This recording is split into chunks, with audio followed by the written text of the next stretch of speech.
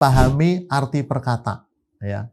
Jadi ketika kita memahami arti perkata, insya Allah kekhusyuan akan mudah didapat. Contoh, ketika baca duduk di antara dua sujud. Rabbighfirli warhamni wajburni warfa'ni warzuqni wahdini wa'afini wa'fu anni. Kita pahami, Rabbighfirli, ya Allah ampunilah aku. Warhamni, sayangilah aku. Wajburni, angkatlah derajatku. Nah, setiap kata kita langsung terjemahkan dan kita mengerti, maka kekhusyuan insya Allah akan dapat. Nah, berbeda dengan kita memahami misalnya satu ayat kita udah panjang baru dihafalin artinya, itu akan berbeda. Tapi kalau perkata atau per frase dipahami, insya Allah kekhusyuan akan dapat. Jadi untuk poin ini kami mengajak untuk meningkatkan bacaan yang benar dan juga memahami artinya.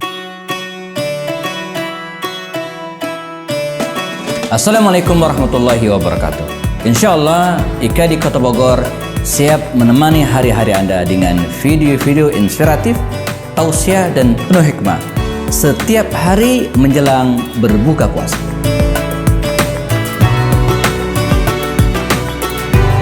Jangan lupa BPJS, bayar pakai jempol saja. Subscribe, like, dan share.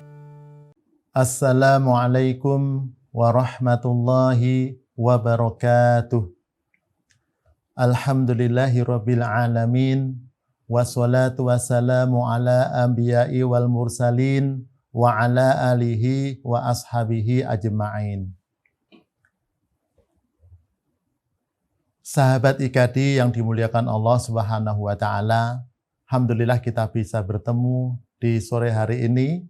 Semoga pertemuan kita meningkatkan keimanan dan ketakwaan kita kepada Allah Subhanahu wa taala. Pada sore hari ini kami ingin menyampaikan bagaimana menuju sholat khusyuk.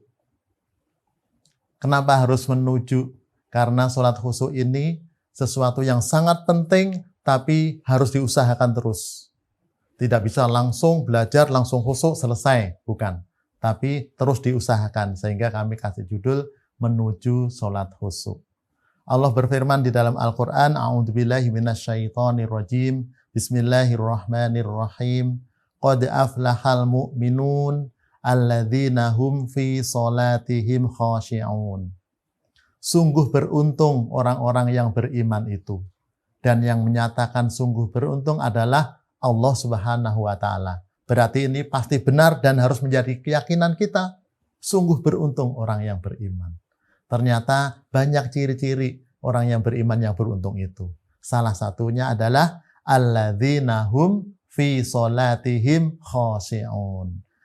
Yaitu orang-orang yang mereka fi sholatihim dalam sholatnya khashi'un, khusyuk.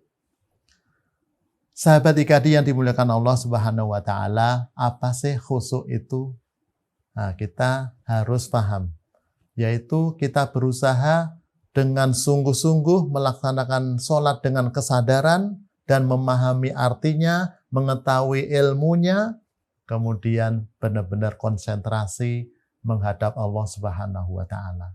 Itu diantara penjelasan singkat tentang khusyuk. Lalu apa saja tahapan yang harus kita lakukan supaya sholat khusyuk ini atau juga menuju sholat khusyuk ini bisa tercapai? Yang pertama adalah pahami dan amalkan doa-doa harian. Kemudian yang kedua, sempurnakan bersuci dan juga pelajari dan amalkan gerakan sholat. Yang ketiga, check up bacaan sholat kita dan juga artinya. Yang keempat, ikuti komunitas untuk orang-orang yang ingin sholatnya lebih baik, ingin sholatnya khusyuk. Jadi kita harus punya komunitas. Yang pertama, coba kita lebih pahami, lebih mendalam. Doa-doa harian, pahami doa-doa harian. Kenapa doa-doa harian ini harus kita pahami dan kita amalkan? Sahabat IKADI yang dimuliakan Allah SWT, karena sholat itu tidak bisa Orang yang tadinya bergelimang dosa, kemudian urusannya hanya dunia saja, pikirannya hanya dunia, kemudian langsung sholat khusyuk. Tidak bisa. Karena sangat tidak bisa, jiwa kita itu tidak bisa langsung gitu. Yang tadinya pikirannya hanya dunia, kemudian langsung khusyuk dalam sholat, tidak mungkin. Tapi kalau dalam kehidupan sehari-harinya, sudah memang selalu terikat dengan Allah Subhanahu wa Ta'ala, maka itu sudah di atas 50% dari kekhusyuan yang akan kita dapat. Contoh, mau tidur kita berdoa, terikat dengan Allah Subhanahu wa Ta'ala. Bangun tidur berdoa, masuk kamar mandi berdoa, terus sampai berjalan ke masjid berdoa, masuk masjid, Allahumma ftahli abwaba rahmatik, ya Allah bukakanlah bagiku pintu-pintu rahmatmu.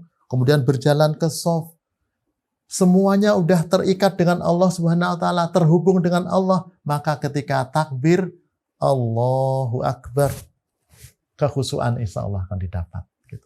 Jadi yang pertama, saya ulang, kita harus memahami doa-doa keseharian. Semua amal soleh kita dalam satu hari sudah dicontohkan oleh Rasulullah SAW dengan doa-doa. Maka dari itu kami mengajak diri dan kita semua untuk mengamalkannya. Kemudian sehubungan dengan doa, kami pengalaman ada kadang kita itu buru-buru sehingga tidak doa. Jadi ada satu yang unik, ini kadang terulang lagi. Misal subuh kita buru-buru, udah mau terlambat, kemudian masuk kamar mandi, keluar kamar mandi, kemudian bersisir, kemudian keluar rumah. Tadi saya udah doa belum ya? Maka sambil jalan ke masjid, saya ulang itu. Doa tadi, saya bercermin belum berdoa tadi kayaknya.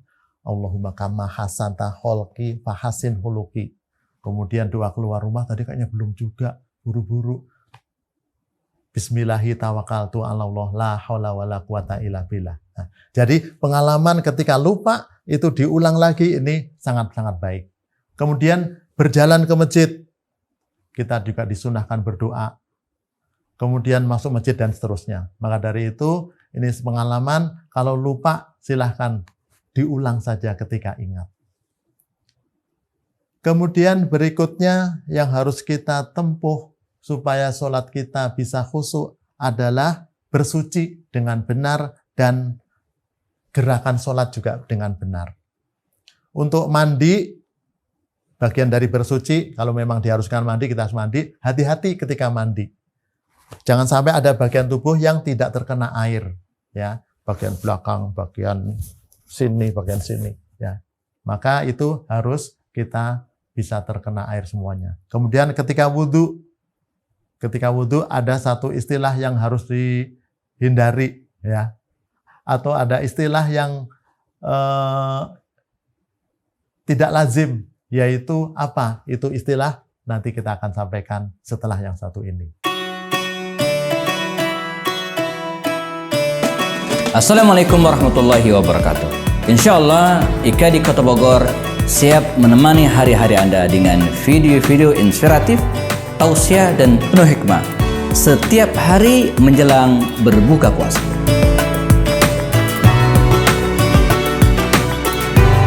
Jangan lupa BPJS, bayar pakai jempol saja. Subscribe, like, dan share. Jadi ketika wudhu, kami sebagai guru menemukan satu istilah. Apa itu? Yaitu tertangkap kering. Biasanya orang kan tertangkap basah. Ini tertangkap kering. Kenapa? Karena ini wudhunya sembarangan, kemudian ini masih kering.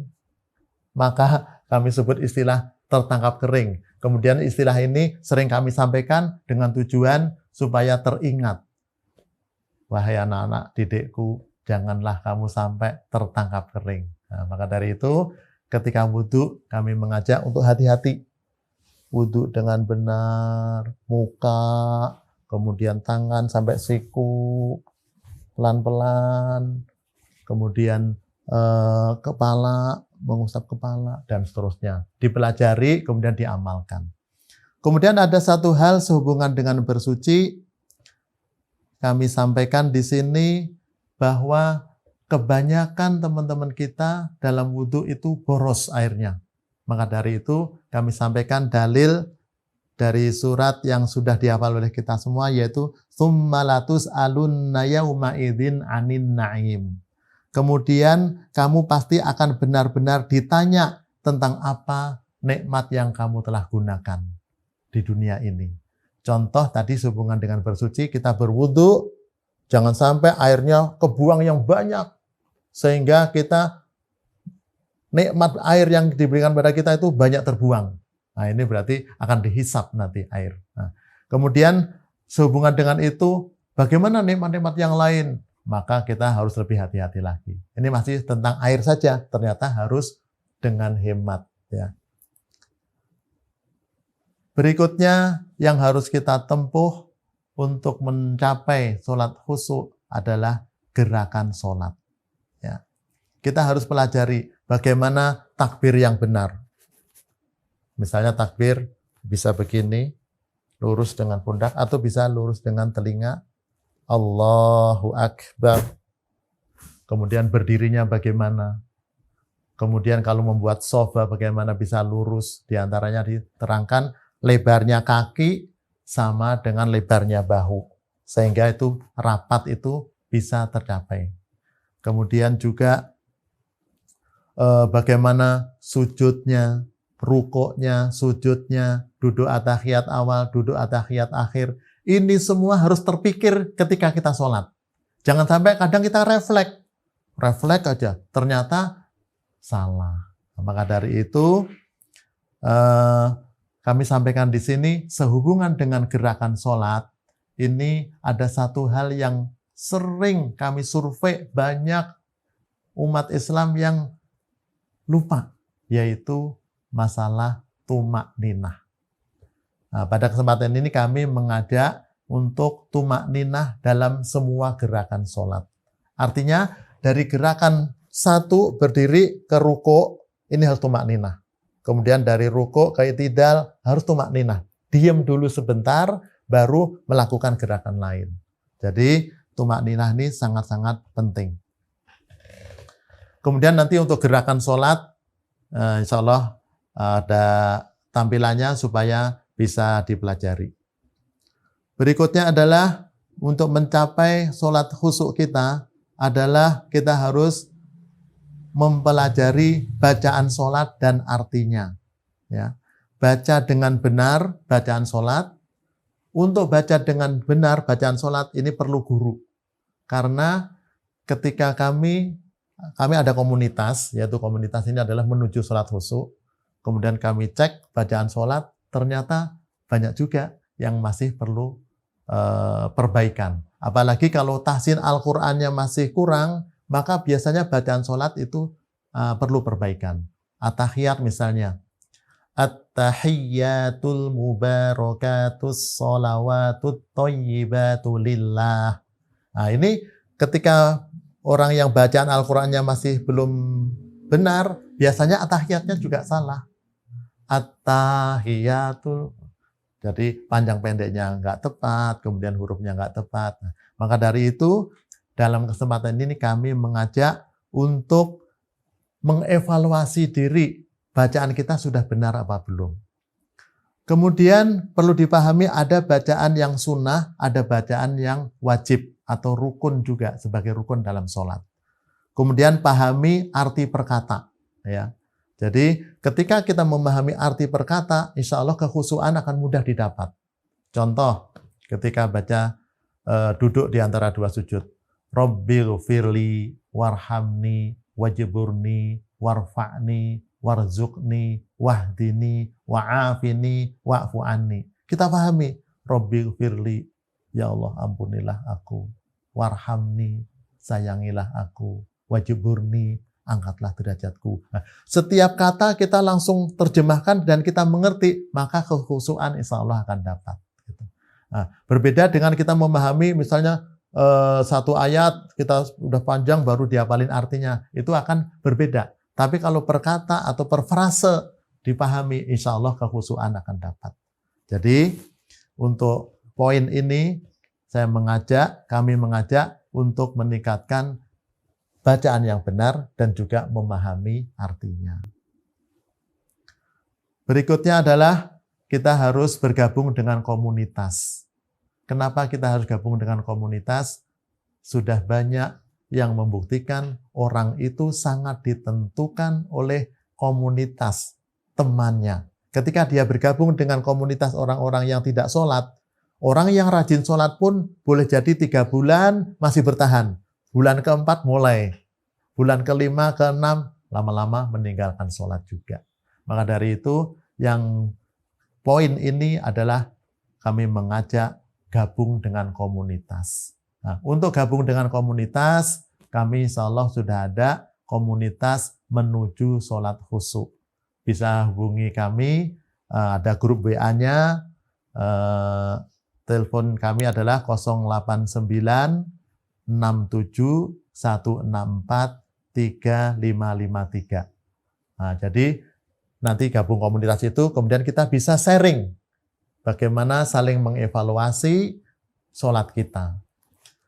Sahabat IKADI yang dimuliakan Allah Subhanahu wa taala, ternyata dari surat yang kita hafal di surat Al-Asr, watawasaw bil haqqi watawasaw bis sabr, saling menasihati dalam hak dan saling menasihati dalam kesabaran.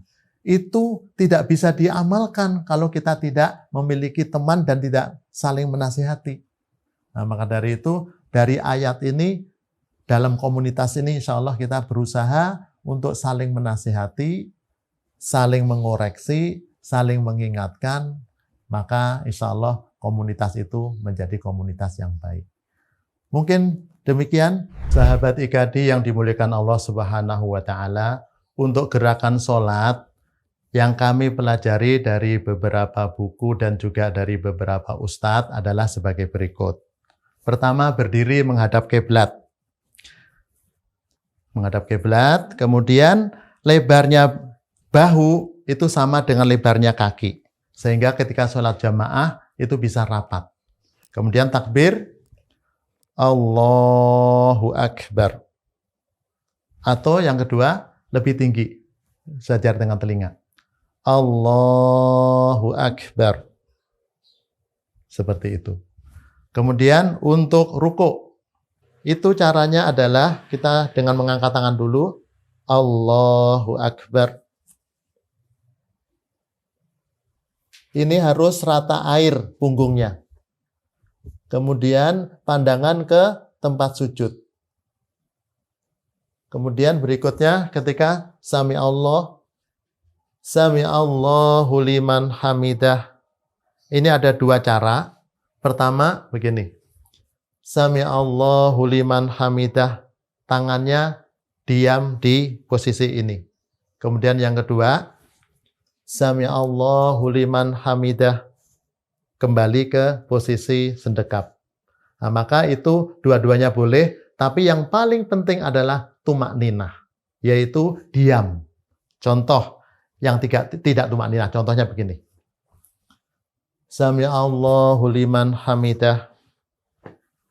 Allahu Akbar.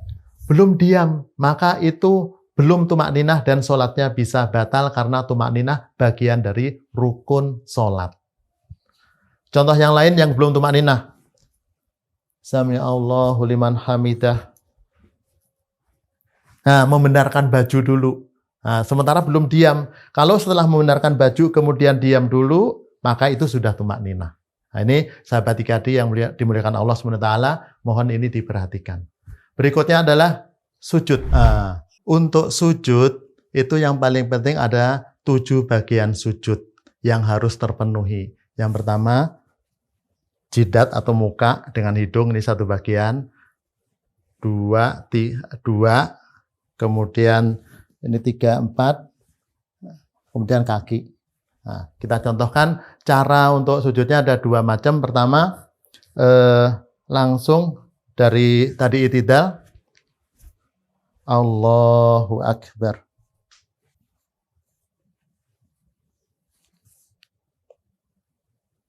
Seperti itu. Ya. Kemudian ada bagian yang harus nempel adalah 1, ini jidat, kemudian tangan, 2, 3, 4, 5, kemudian 6-7 kaki. Ya, itu untuk sujud. Kemudian posisi duduk di antara dua sujud. Saya hadap sini supaya kelihatan.